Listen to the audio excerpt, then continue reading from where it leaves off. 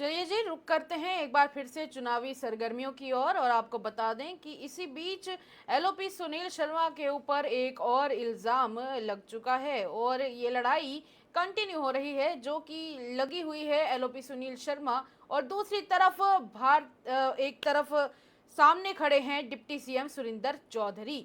आपको ये बता दें कि इन दोनों के बीच में ये जो लड़ाई झगड़ा चल रहा है और ये सियासी अदला बदली हो रही है, बयान पर बयान दिए जा रहे हैं। आज के दिन एक और बड़ा बयान दिया गया है डिप्टी सीएम सुरिंदर चौधरी द्वारा, जिसमें वो ये कहते हैं कि एलओपी सुनील शर्मा अब सिर्फ एलओपी नहीं रहे हैं, वो राजभवन के पोस्टमैन बन चुके हैं।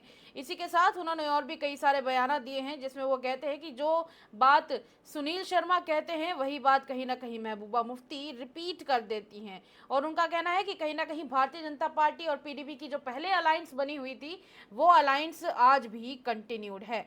और ऐसे में कहीं ना कहीं डिप्टी सीएम सुरिंदर चौधरी ने एक बार फिर से बीजेपी और पीडीपी की ये जो सरगम है इन दोनों के बीच का, इसके ऊपर सवाल उठाए हैं। उनका कहना है कि कहीं ना कहीं हमें ऐसा लग रहा है कि इस बार ये दोनों पार्टियां आपस में मिली हुई हैं। चलिए, डिप्टी सीएम सुरिंदर चौधरी ने जो कहा है वो आप उन्हीं की जुबानी सुन लें। बदनसीबी हमारी है, आप बीजेपी मत कहें। आप सुनील शर्मा साहब आज की डेट में एलओपी नहीं है। सुनील शर्मा साहब भैया आज की डेट में राजभवन के स्पोक्समैन हैं।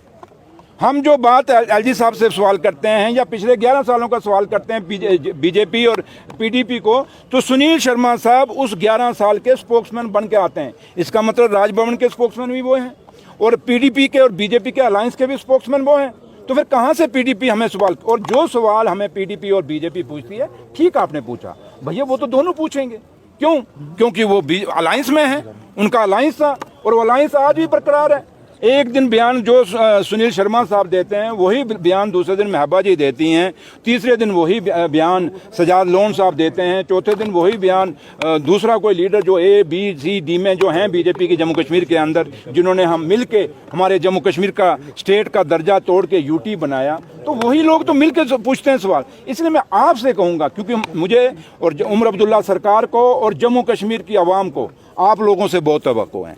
आप हमें 1 साल, हमें 5 साल का आपने मैंडेट दिया है। 5 साल के बाद आप हमें एक एक सवाल पूछिए। जैसे मैं आज खड़ा हूँ, मेरा लीडर डॉक्टर फारूक अब्दुल्ला साहब और जनाब उमर अब्दुल्ला साहब दोनों बैठेंगे, पूरी कैबिनेट बैठेगी और आप सबको बुलाएंगे और वहाँ बताएंगे इलेक्शन लड़ने के जाने से पहले कि हमने 5 साल में क्या क्या किया। अपना एक हाथ में मैनिफेस्टो की कॉपी रखेंगे, एक हाथ में हम वो जो काम किए होंगे वो भी रखेंगे और एक गले में टांग के रखेंगे वो काम जो अधूरे 11 साल के बीजेपी, पीडीपी और एलजी सरकार के दौर में रहे, वो भी पूरे हम करेंगे। इतना बड़ा एजेंडा हम लेके चल रहे हैं। इसलिए आप हमें छोटा मत करिए आंकड़े की। और मैं आपसे बार बार कहूँगा, आप बहुत सीनियर लोग हैं, बहुत तजुर्बा है, बड़ी मुश्किलों और मुसीबतों में आपने ये कलम बचा के रखी है, ये आवाज़ प्रेस की बचा के रखी है। इसलिए आप कभी हमें सवाल उनको पूछिए।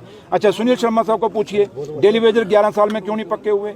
अपना खेलो और रैबरे खेल क्यों नहीं पक्के हुए? रैबरे ज़रात क्यों नहीं हुए? रैबरे जंगलात क्यों नहीं हुए? उन्हीं को पूछ लीजिए। ये एसपीओ क्यों नहीं पक्के हुए? उनको पूछिए। ये आपके फायर वाले क्यों नहीं पक्के हुए? उनको पूछिए। जो सब इंस्पेक्टर का घोटाला हुआ था रिक्रूटमेंट का, वो घोटाला कहाँ है? कि जितनी भी रिक्रूटमेंटें जो पिछले 11 सालों में हुई, चाहे वो बीजेपी, पीडीपी और बीजेपी के दौर में हुई, चाहे वो एलजी सरकार के दौर में हुई, उसमें जो घोटाले हुए, जो वो इंक्वायरियाँ, उनकी रिपोर्ट आज तक क्यों नहीं आई?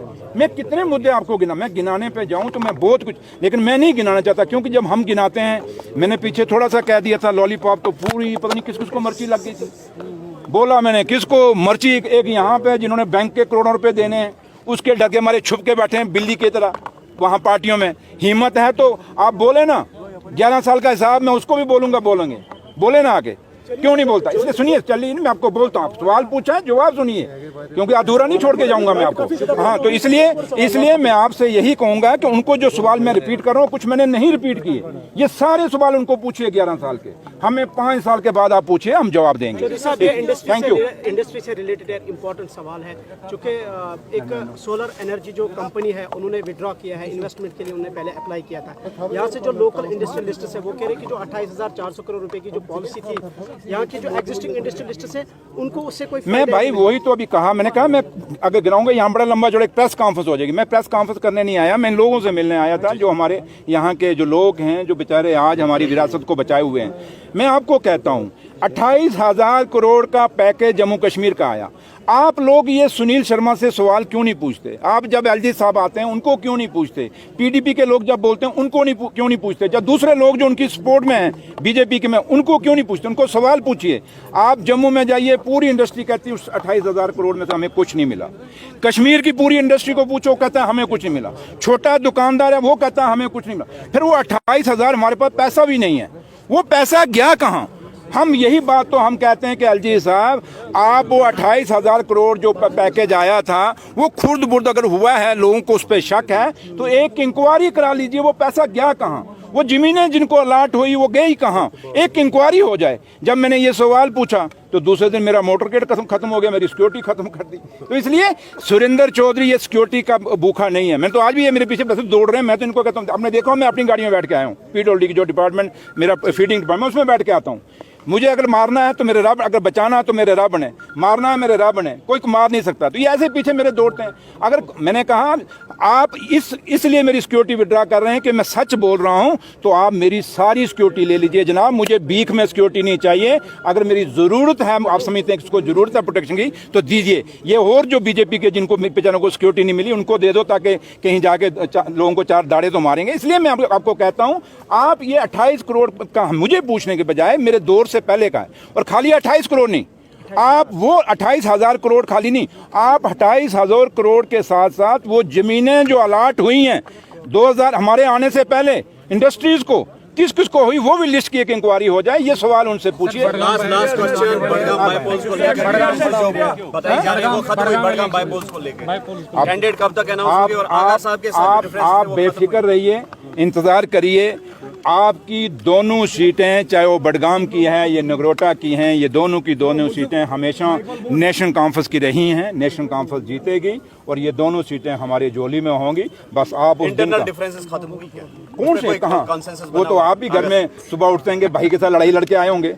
हम छोटे छोटे रात को सुबह चलती थी डांग भाइयों में, दिन में हम इकट्ठे होते थे। तो इसलिए ये कुछ नहीं, ये चलता है, ये हिंदुस्तान की रवायत है, ये घर घर की दास्तान है, आपके घर की है, मेरे घर की है। ये छोटे मोटी बातों से हम कहें कि हम किसी को मौका देंगे वो आके हमारे जम्मू कश्मीर को बेचने की कोशिश करेगा, नेशनल कॉन्फ्रेंस नहीं बिकने देगी। शेर कश्मीर अगर उस समय अगर बेचने वाले होते तो शेर कश्मीर के पास ऑप्शन था उसमें पाकिस्तान जाने का, लेकिन शेर कश्मीर ने उस जमाने में जो यहाँ हिंदुस्तान का साथ अपना जुड़ाव किया, हिंदुस्तान का फैसला किया जुड़ने का, और हमें फ़ख्र है उस लीडर पे। और जिस अब्दुल्ला परिवार को ये कहते हैं कि क्या किया, वो अब्दुल्ला परिवार पूरा जो कश्मीर यहाँ लेके आया हिंदुस्तान के साथ, ये तो।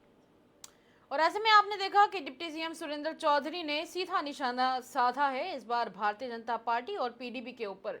कई तरह के इल्ज़ामात उन्होंने लगाए हैं। सबसे बड़ा इल्ज़ाम तो ये है कि जम्मू कश्मीर बीजेपी और दूसरी तरफ जम्मू कश्मीर की पीपल्स डेमोक्रेटिक पार्टी, ये दोनों आपस में मिले हुए हैं। और उन्होंने इल्ज़ाम लगाया कि पहले का इनका जो एक अमेलगम था, यानी कि पहले की इनकी जो अलायंस थी, वो अलायंस अभी भी चलती आ रही है, बस अंदर अंदर से चलती आ रही है। दूसरी तरफ इनका ये भी कहना था कि अगर देखा जाए तो पिछले 6 सालों में एलजी साहब तो यहाँ पर थे, उन्होंने क्या किया है? ना किसी छोटे दुकानदार को फ़ायदा हुआ है, ना किसी बड़े दुकानदार को फ़ायदा हुआ है।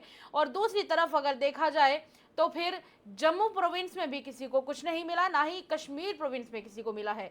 तो आखिर कोई जवाब दे कि कौन सी डेवलपमेंट की बात होती है। और एलजी साहब के पास जो ये फाइल पड़ी है वो जल्द से जल्द उसे रिलीज कर दे। आप अपनी राय क्या सोचते हैं बताइएगा ज़रूर। तब तक के लिए द अर्थ न्यूज़ देखते रहिए।